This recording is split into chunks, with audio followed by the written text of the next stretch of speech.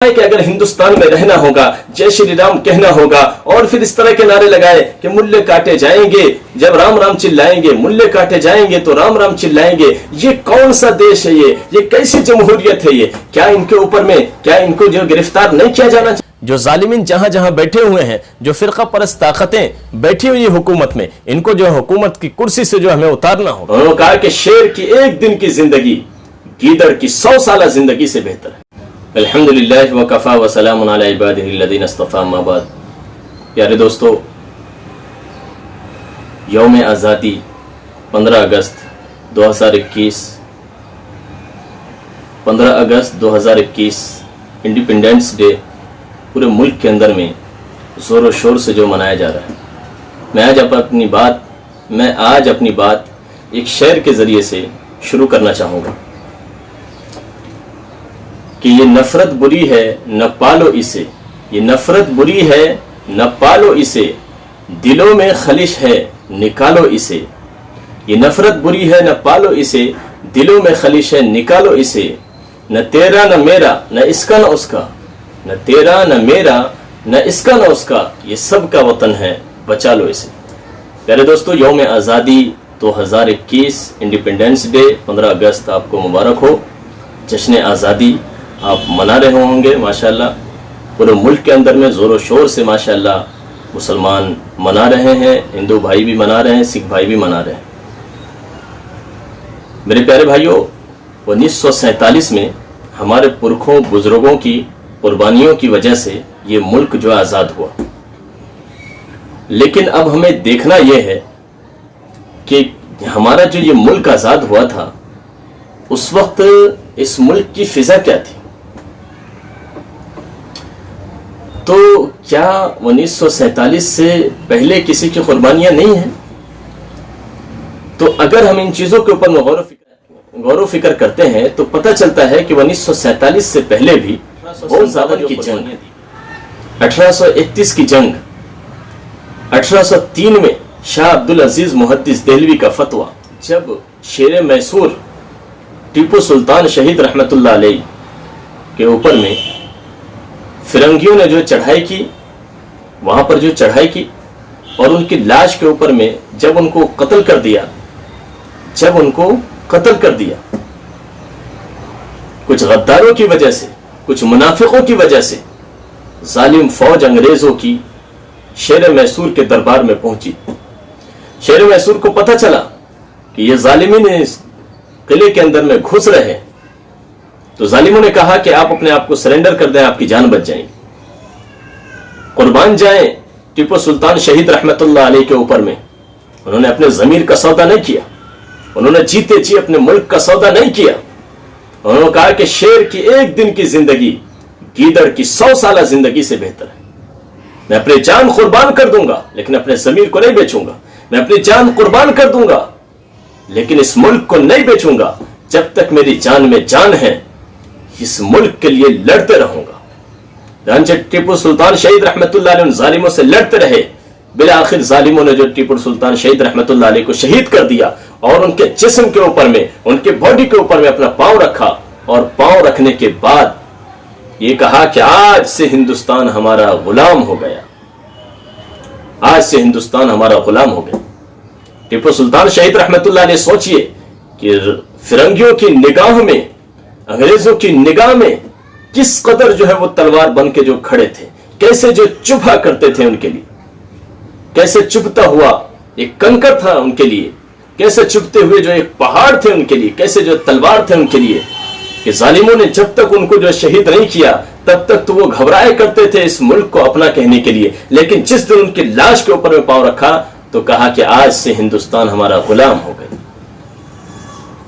उसके बाद उन्होंने मुख्तलिफ जगहों के ऊपर में कब्जा करते करते दिल्ली के ऊपर में जो कब्जा किया, तो उस वक्त शाह अब्दुल अजीज मुहद्दिस देहलवी रहमतुल्लाह अलैह ने 1803 के अंदर में फतवा दिया कि आज से ये मुल्क जो गुलाम हो चुका है और इसकी आजादी के लिए हमें जो अपने खून की कुर्बानी देना, अपने जान की जो कुर्बानी देना, यह हम सब के लिए जो आज से ये जो फर्ज हो चुका है, आज से जो जिहाद फर्ज हो चुका है, जिहाद की फर्जियत का उन्होंने ऐलान किया। जालिमों ने, अंग्रेजों ने जो तरह तरह से सताया, उनको उनके ऊपर भी बहुत ज्यादा जुल्म है और कहा कि तुम अपना ये फतवा वापस लो, हम तुम्हें छोड़ देंगे। उन्होंने फरमाया कि मैं अपनी जान दे सकता हूं, मैं अपने आलो औलाद को, मैं अपनी जमीन को, मैं अपना सब कुछ कुर्बान कर सकता हूं इस मुल्क के लिए, लेकिन मैं अपना फतवा वापस नहीं ले सकता। तुम मेरी जान ले सकते हो, मेरे मालो असबाब को जो लूट सकते हो, मेरा सामान लूट सकते हो, मुझे तबाह कर सकते हो, लेकिन मेरे मुल्क से, मेरे दिल से इस मुल्क की मोहब्बत को नहीं छीन सकते। मैं अपने ईमान का सौदा नहीं कर सकता, मैं अपने देश का सौदा नहीं कर सकता। उन्होंने फरमाया कि मैं जो ये फतवा दिया हूं, मैं आखिरी सांस तक वापस नहीं लूंगा, मैं आखिरी सांस तक वापस नहीं लूंगा। और उन्होंने उसको वापस नहीं लिया। जालिमों ने उन पर बहुत जुल्म किया, लेकिन आखिरी दम तक वो उसके ऊपर कायम रहे। और उसके बाद सैयद अहमद शहीद रहमतुल्लाह अलैह, शाह इस्माइल शहीद रहमतुल्लाह अलैह, इन हजरात ने भी जो बालाकोट के मैदान में बहुत ज्यादा जो कुर्बानियां दी है और इस मुल्क के लिए जो है 1831 के अंदर में इन्होंने जो लड़ाइयां की है, और बिला आखिर जो वो दोनों हजरात इस मुल्क के लिए अपने कुर्बानियां देते हुए इस मुल्क के लिए अपनी जान को जो है निछावर कर दिया और इस दुनिया से चले गए, लेकिन इस मुल्क का जो सौदा नहीं किया, इस मुल्क का सौदा नहीं किया।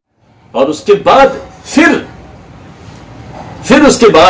उसके बाद भी जो है 1857 में जो जंग होती है, 1857 के अंदर में मौलाना कासिम नानोतवी रहमतुल्लाह अलैह, हाजी इमदादुल्लाह मुहाजिर मक्की रहमतुल्लाह अलैह, बड़े बड़े अकाबिरीन ने जो है कुर्बानियां दी है और जालिमों से जो है जंग लड़ी है, लेकिन उस जंग में भी जो है इनको जो है शिकस्त होती है। और उसके बाद 1866 के अंदर में जब मौलाना कासिम नानोतवी रहमतुल्लाह अलैह ने जब ये देखा कि ये मुल्क अब गुलामी की तरफ जा चुका है, हमारे पास असबाब नहीं है जालिमों से लड़ने के, तो उन्होंने जो है फिर एक मदरसे की जो बुनियाद कायम की, दारुल देवबंद की जो बुनियाद कायम की, और इस नजरिए पर कायम की, ये सोचकर जो है कायम की कि यहां से जो है मुजाहिदीन आजादी जो है पैदा होंगे, इस मुल्क को आजाद करने वाले जो नौनिहाल जो जवान पैदा होंगे, इस मुल्क के लिए कुर्बानी देने वाले जवान जो है पैदा होंगे।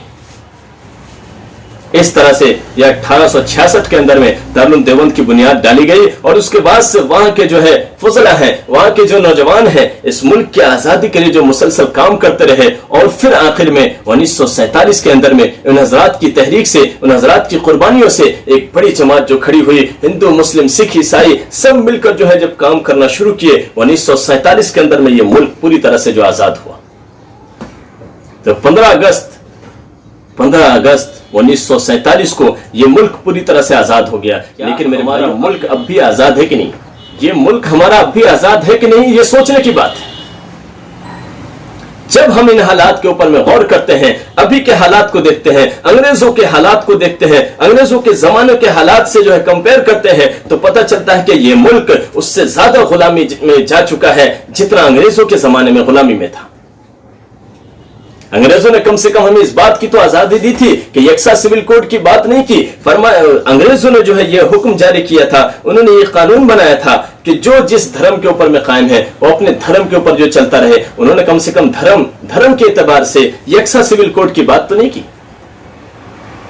यकीनन उन्होंने बहुत जुल्म किया, हमारी माँ और बहनों के साथ बहुत ज्यादा जुल्म किया, हमारे भाइयों के साथ बहुत जुल्म किया, लेकिन उन्होंने कभी ये बात नहीं की, यकसा सिविल कोड की बात नहीं की। मेरे भाइयों, उस जमाने में जो आजादी मिली थी, जो उस जमाने के अंदर में जो गुलामी चल रही थी, आज उससे बदतर गुलामी के अंदर में ये मुल्क गुजार रहा है। उस जमाने में जो नफरत नहीं थी, उससे ज्यादा नफरत यहां भर गई। कम से कम अंग्रेजों के जमाने में हम सब मुत्तहिद तो थे, हिंदू मुस्लिम सिख ईसाई सब आपस में भाई भाई मिलके तो रह रहे थे, सब आपस में भाई भाई बन के तो रह रहे थे। लेकिन आज क्या हो गया, फिरका परस्त ताकतों ने, जालिमों ने हमको लड़ा दिया। आज हिंदू मुस्लिम सिख ईसाइयों में आपस में लड़ा दिया, कहीं पर हुकूमत के नाम पर, और कहीं जो वोटिंग के नाम पर, और कहीं जो है किसी और एतबार से धर्म के नाम पर हमें जो आपस में जो लड़ा दिया, और पूरे मुल्क के अंदर में एक लड़ाई की फिजा जो कायम हो गई।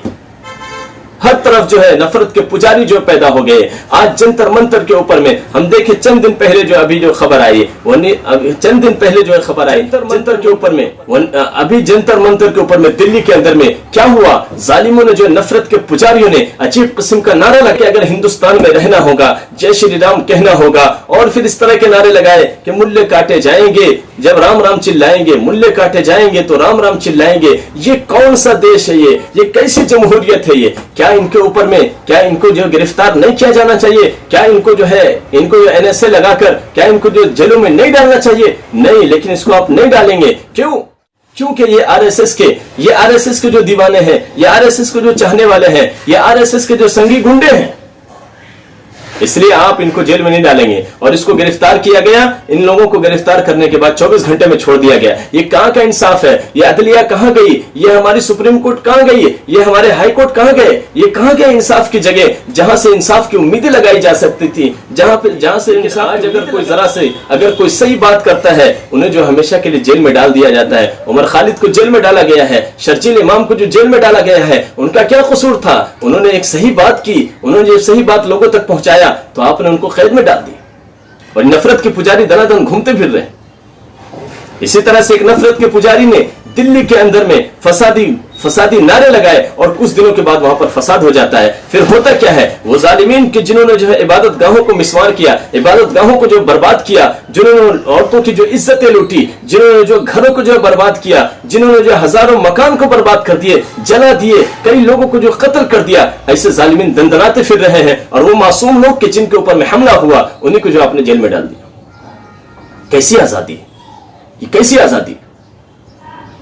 मेरे भाइयों, ये मुल्क जिस तरह से आजाद हुआ था, जो फिजाए कायम थी उस वक्त में, एक बार फिर ये मुल्क वो माहौल चाहता है। ये मुल्क फिर वो माहौल चाहता है कि फिर से जो है मिलकर हिंदू, मुस्लिम, सिख, ईसाई सब आपस में भाई भाई बनकर इस मुल्क को जो फिर एक बार नफरत के पुजारियों से आजाद कराए। जो मॉब लिंचिंग के नाम पर, जो जानवरों के नाम पर, जो किसी और नाम पर, जो देवी देवताओं के नाम पर, जो मस्जिद मंदिर के नाम पर काटने और मारने की जो बात करते हैं, ऐसे जालिमों से, ऐसे नफरत के पुजारियों से, ऐसे फिरका परस्तों से इस मुल्क को दोबारा आजाद कराने की जरूरत है। यह मुल्क फिर एक बार गुलामी की तरफ जा रहा है। अपनी मनमानियां चल रही हैं। पार्लियामेंट के अंदर में जो चाहे कानून निकाला जा रहा है, अपनी मनमानियां चल रही हैं। काले कानून एक से एक निकालते जा रहे हैं। कभी जो 3 तलाक के नाम पर जो है कानून बनाया जा रहा है, अपनी मनमानी चलाई जा रही है। मुसलमानों से इस सिलसिले में कोई मशवरा नहीं किया गया। हालांकि पर्सनल लॉ का मसला था। इनको चाहिए था कि मुसलमानों के जो हुक्मरानों से, मुसलमानों के जो जिम्मेदारों से जो बात करे, मुसलमानों के जो उलमाए कराम से जो बात करे कि हम इस पे कानून बनाने जा रहे हैं, इस पे मुसलमानों की इस्लाम की क्या राय, इस्लाम क्या कहता है। लेकिन उन्होंने इस्लाम से पूछे बगैर, मुसलमानों से पूछे बगैर एक अजीब किस्म का कानून बना दिया कि तलाक होगी भी नहीं और जेल भी हो जाएंगे शौहर को 3 साल। ताज्जुब खेज बात है। 3 साल जेल में होगा और तलाक भी नहीं होगी। भाई जब तलाक हुई नहीं तो जेल किस बात की होगी? अजीब किस्म किया मुसलमानों से। ये घमंड तकब्बुर में डूबी हुई सरकार ये जो चाहे कानून आए दिन ला रही है, ये काले कानून बना रही है। ये मुख्तलिफ तरीके से जो लोगों के साथ जो जुल्म दंगा होता है, जहां कहीं भी फसाद होता है, जहां कहीं भी कुछ होता है, उसमें मुसलमानों का नाम आ जाता है, दलितों का नाम आ जाता है। ये क्या खेल खेल रहे हैं आप? क्या बाबा साहब अम्बेडकर ने हमें जो संविधान दिया था यही दिन दिखाने के लिए दिया था कि आप जिसके चाहे हुकूक को मार दें? मुसलमानों के रिजर्वेशन की बात आती है तो पीछे भाग जाते हैं, अपने रिजर्वेशन की बात आती है तो आगे आते हैं। आप मुसलमानों को करना चाहते हैं, उनके रिजर्वेशन को छीन लेना चाहते हैं, उनकी तरक्कियात आपको अच्छी नहीं लगती। ये कैसी आजादी? मेरे भाइयों, ये मुल्क फिर एक बार गुलामी की तरफ जा चुका है और बहुत ज्यादा गुलामी के अंदर में डूब चुका है। एक बार फिर हमें इस मुल्क को जो दोबारा आजाद कराना होगा। और आजाद किससे कराएंगे? नफरत के पुजारियों से। ये जो हिंदू मुस्लिम के नाम पर हमें बांटते हैं, ये जो मस्जिद मंदिर के नाम पर हमें बांटते हैं, ये जो वोटिंग के नाम पर हमें बांटते हैं, ये जो हुकूमत के नाम पर हमें बांटते हैं, ये जो पार्टियों के नाम पर हमें बांटते हैं, हमें इन लोगों से इस मुल्क को जो आजाद कराना होगा। ये जो नफरत के पुजारी है, इनको हम अपने यहाँ जो मंदिर के नाम पर, जो मस्जिद के नाम पर हमें लड़ाते हैं, इनको अपने यहाँ से दूर करें, अपने यहाँ से जो भगाएं। ये लोग जो मॉब लिंचिंग करते हैं, जो दहशतगर्द जालिमीन जो मॉब लिंचिंग कर रहे हैं और जो मुख्तलिफ तरीकों से जो है किसी की इज्जत को पामाल कर रहे हैं, जो किसी की इज्जत के साथ जो है ये खेल रहे हैं, ये जालिमीन ये फिर गुलामी की तरफ जा चुका है। अब हमें इसको आजाद कराने के लिए अब क्या करना होगा?